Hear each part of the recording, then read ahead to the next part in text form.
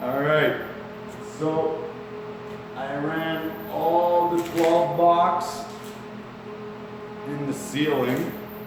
Well, I do downstairs first. So I ran the 12 box with this long handle because I've already had it.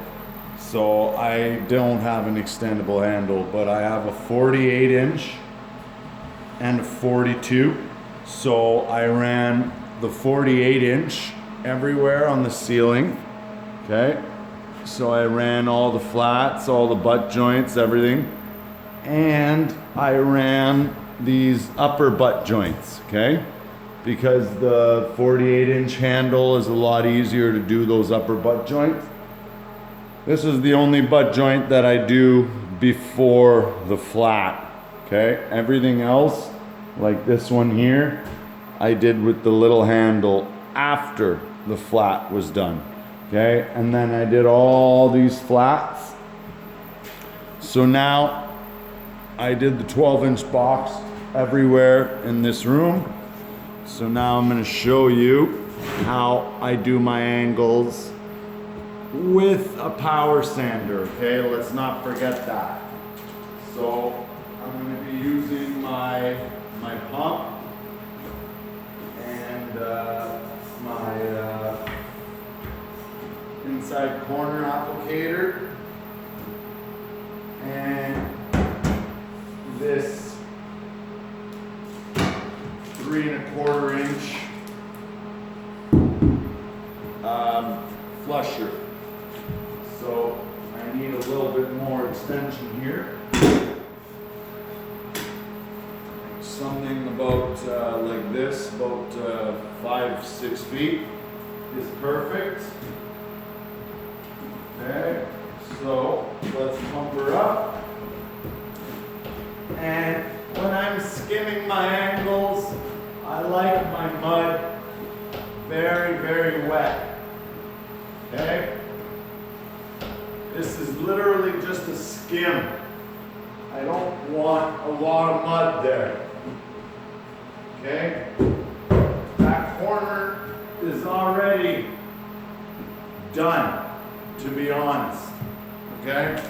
So again, I'm just using my corner applicator, and as you could tell, when this little, when that little spring here, you know, the little spring that's on that holds the head on, the flushers and stuff, when it's wore out, that's when you know.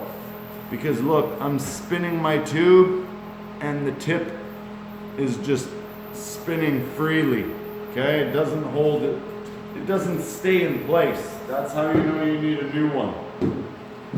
Okay, so now I'm just gonna load up all these angles.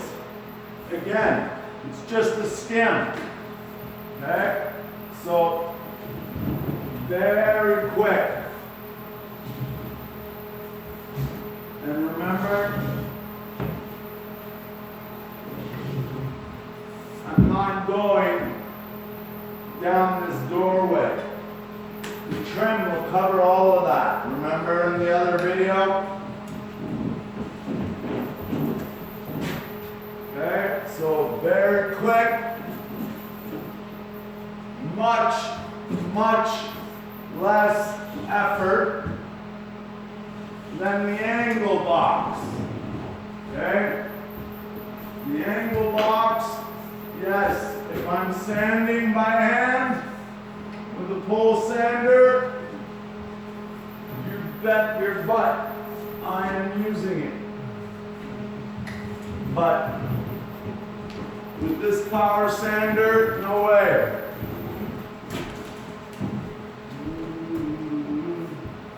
Okay? So,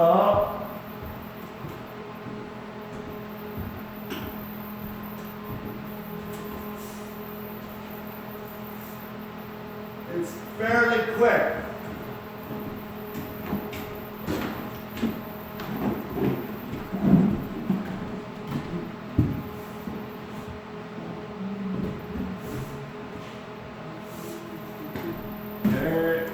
So it looks fairly good. You notice a couple of voids. Well, I don't know, I might have to put more, but it's better to put a little bit less than too much, because then it just falls all over the wall and all over the floor. Okay? So I loaded it. Now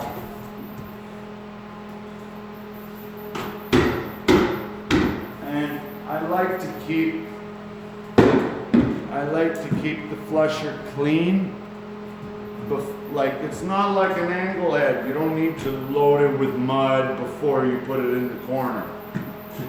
Okay? This is like a snow plow, not I don't know. It doesn't hold the mud, it shoots it out. Okay, so I don't know how to explain that, but I've never had to preload my flushers compared to an angle head. All right.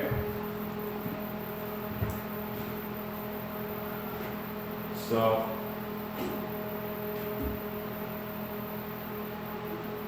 just need some energy.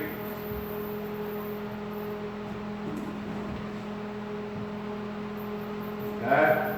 So now, again, with the final pass of the flusher, I like to do one way, the other way. Okay? So I'll do the bad way first, and then the good way from inside out, right? Boom, done. Up, down, but one more. There you go. And you know what the best part about the flusher is that it's not like an angle head. The angle head leaves way too much mud in that corner. I would need to go up there and clean that three-way after. But now, doing it this way, I don't need to go up there and clean that. I will just go up there tomorrow and pick all the three-ways, but I'm gonna pull them so tight, I barely even have to sand them. Okay, I don't even need a sponge. Just the pole sander, that's it. Okay? Again, let's keep going. One way.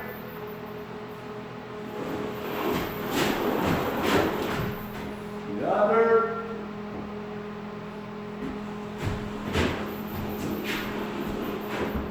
Okay. I can tell it's a little bit shy on mud.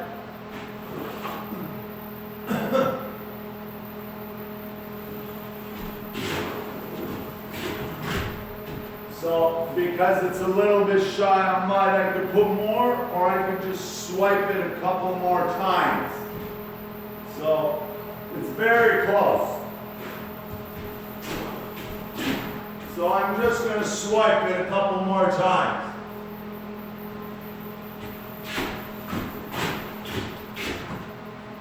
There you go. Wasn't that hard? And I make my way all the way around.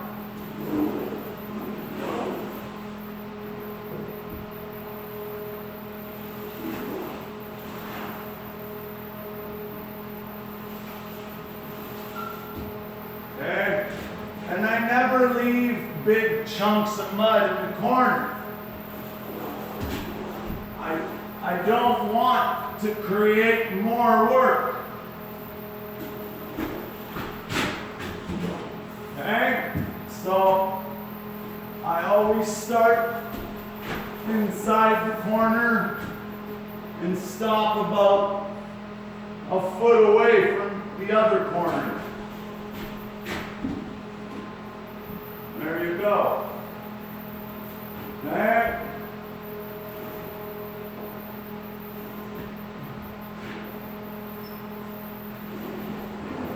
Yeah, that corner, I knew it.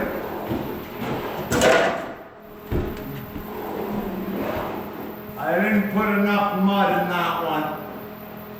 Or what I think is happening is the corner is not 90 degrees. It's not a 90-degree corner. So I'll put one more little skim in that corner. Okay.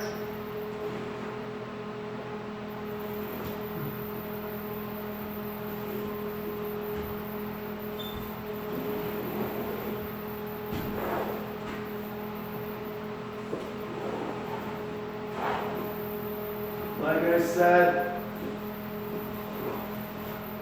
it's a little bit harder to sand, but you wet down your mud enough, it'll be just as easy as an angle head.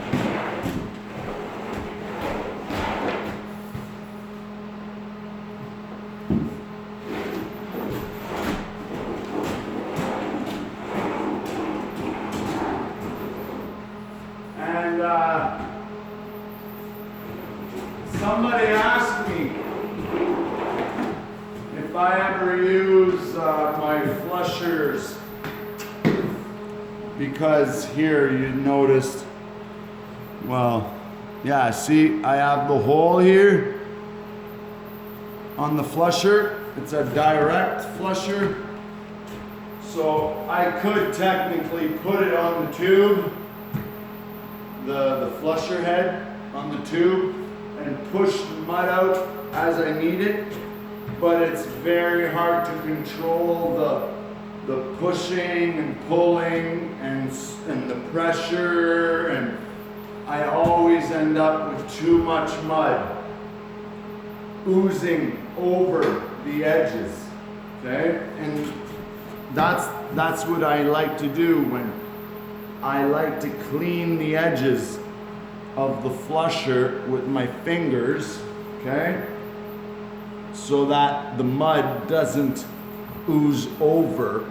You gotta think of a flusher as a snow plow, okay? It just shoots the mud right off the edge. And if you have too much, it'll leave a big edge.